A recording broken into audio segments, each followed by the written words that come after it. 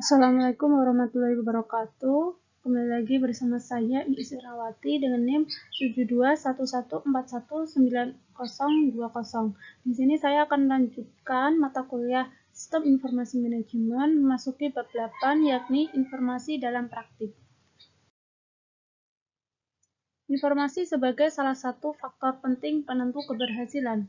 Faktor penentu keberhasilan atau CSF merupakan aktivitas-aktivitas penting yang akan menentukan keberhasilan atau kegagalan bagi semua jenis organisasi.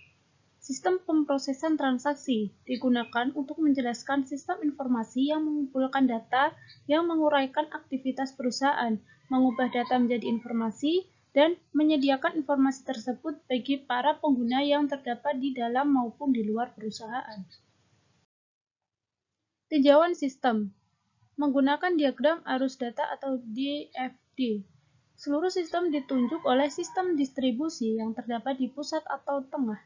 Unsur-unsur lingkungan berinteraksi dengan sistem distribusi dihubungkan dengan panah yang disebut dengan arus data. Arus data dari sistem distribusi ke pemasok terdiri dari pesanan pembelian dan pembayaran kepada pemasok, sedangkan dari pemasok ke sistem distribusi terdiri dari komitmen, pengiriman, faktur pemasok, dan laporan pemasok. Arus data dari sistem distribusi ke pelanggan terdiri dari pemberitahuan penolakan pesanan penjualan, faktur, dan laporan saldo. Sedangkan dari pelanggan ke sistem distribusi terdiri dari pesanan penjualan dan pembayaran oleh pelanggan.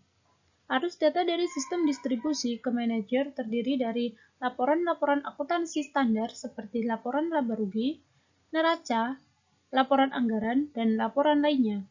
Arus data dari sistem distribusi ke ruang persediaan bahan baku yang mencatat persediaan bahan baku. Subsistem utama dari sistem distribusi. Nah, subsistem yang pertama berhubungan dengan pemenuhan pesanan pelanggan. Yang kedua, berhubungan dengan pemesanan pergantian persediaan dari pemasok. Dan yang ketiga, berhubungan dengan pemeliharaan buku besar perusahaan. Sistem yang memenuhi pesanan pelanggan.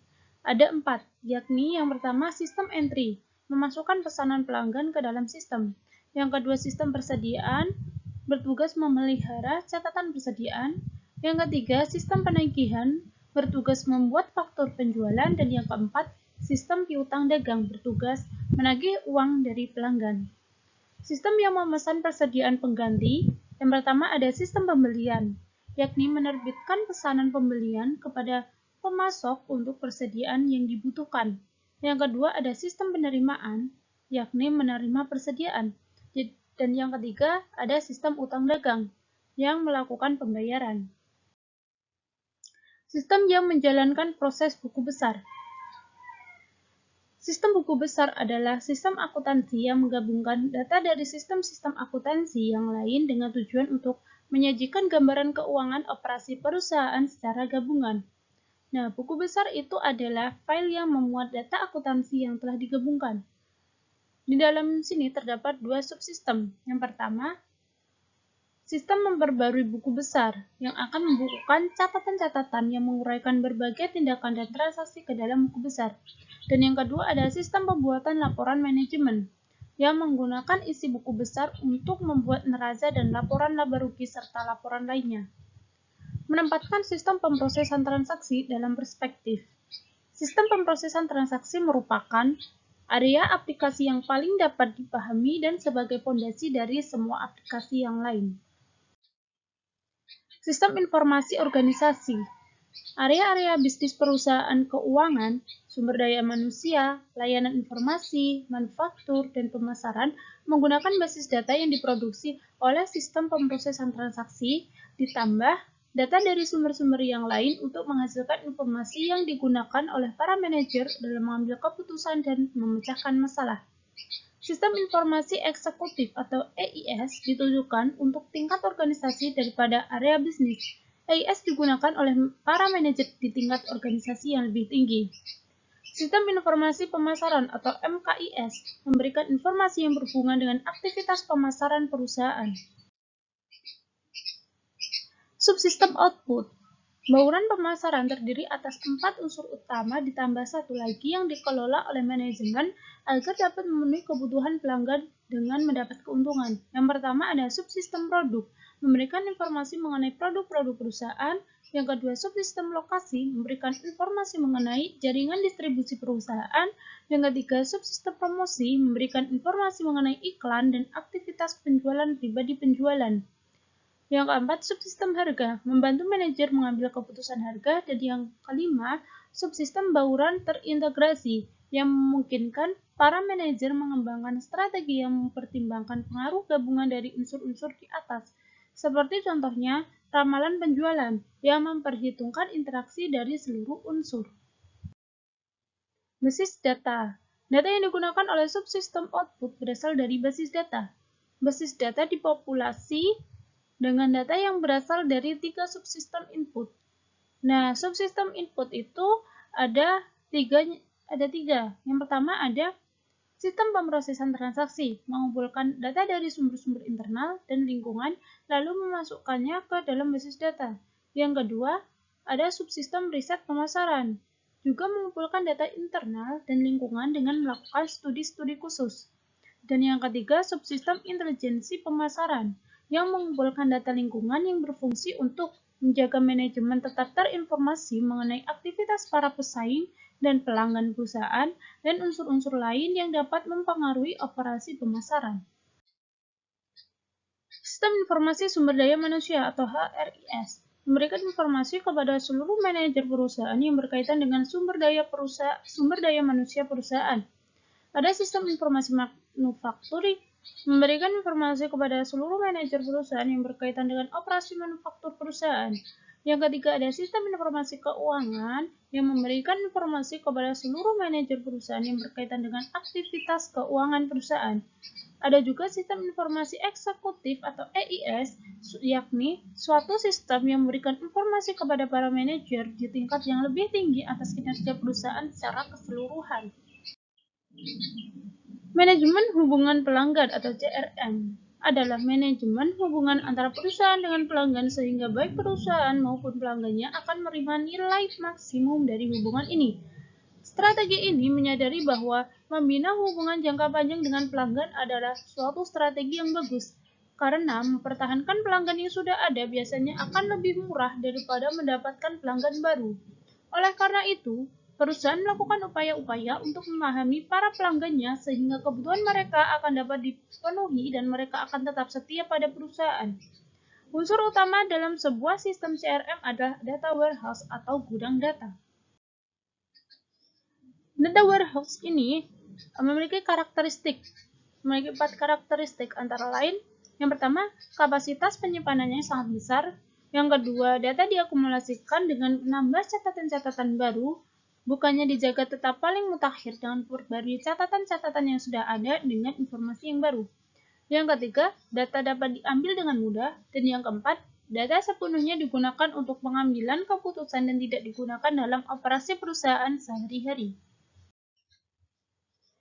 Data warehouse ini memiliki sistem, antara lain, data warehouse adalah bagian utama dari data warehousing yang memasukkan data ke dalam gudang, mengubah isinya menjadi informasi, dan menyediakan informasi tersebut kepada para pengguna. Data dikumpulkan dari sumber-sumber data dan dikirimkan ke area pengumpulan sebelum dimasukkan ke dalam tempat penyimpanan data warehouse.